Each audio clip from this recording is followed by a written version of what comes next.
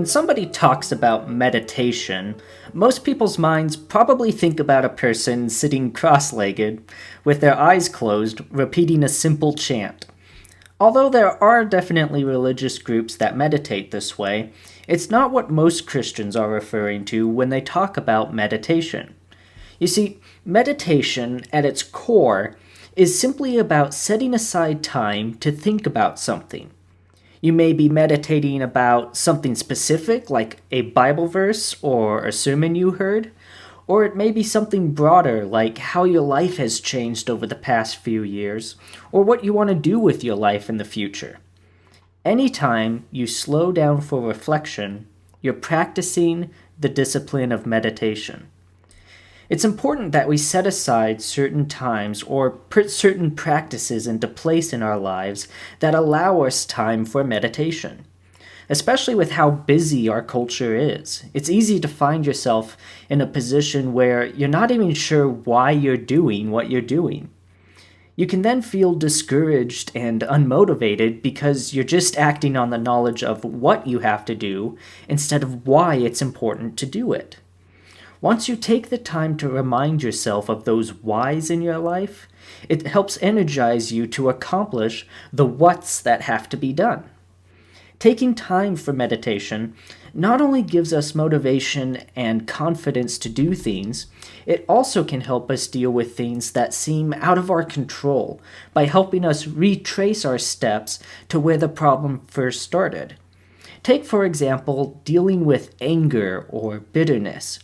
Oftentimes, these things lead us down a path to a point where we no longer remember what happened to make us so angry and bitter, but we keep letting it affect our life. When you take time to ask yourself questions like, why am I so bitter towards this person, or what am I so mad about, it can often make us realize that we're making a bigger deal out of it than we should be. So then this can lead us to a couple of questions. The first question might be, how do I meditate? Or how do I get into the practice of meditating regularly? A great way of doing this, especially if you have goals set in your life that you want to accomplish, is taking some time at the end of the month, or maybe at the start of your week, to see if you're making progress towards those goals. I've recently set some new goals in my life that include doing certain things once a week. So, to help me keep track of whether or not I'm meeting those goals, I put together a chart to hang up on my wall where I can cross off when I've met that goal for the week. And my wife has made one where she scores herself on how well she did putting her goals into practice. It helps to have reminders like these in our life to keep us focused through the craziness of life.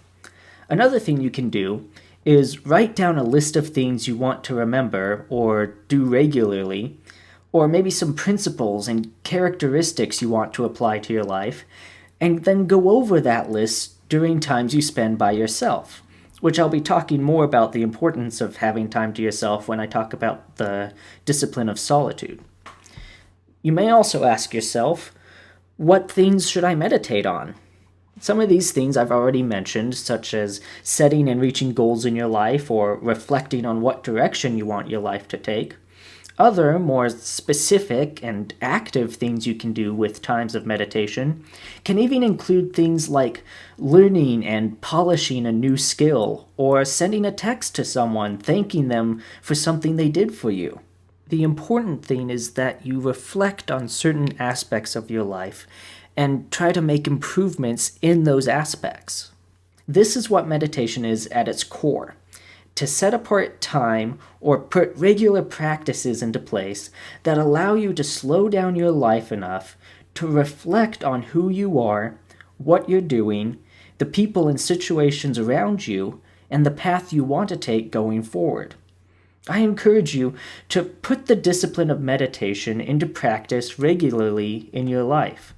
Ask God how He would want you to do this, and listen for His answer.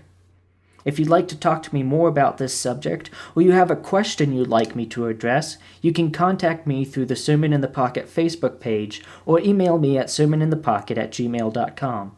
Also, if you like this program and want to support it, you can pledge a monthly support on my Patreon page. And I encourage you to share this with family and friends who you think would enjoy listening to it or benefit from it. Either way, thank you for taking the time to listen, and have a wonderful day.